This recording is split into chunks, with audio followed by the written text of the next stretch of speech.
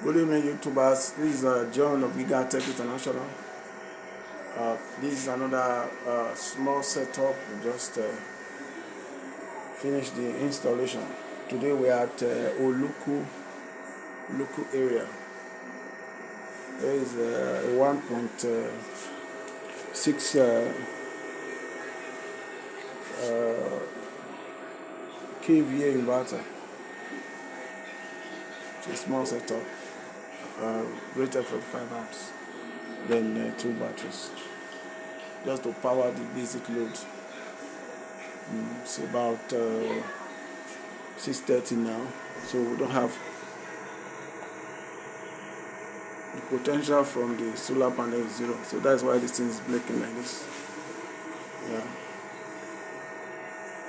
Alright, thanks for watching. If you have not subscribed, please subscribe to our YouTube channel and follow us also on Facebook.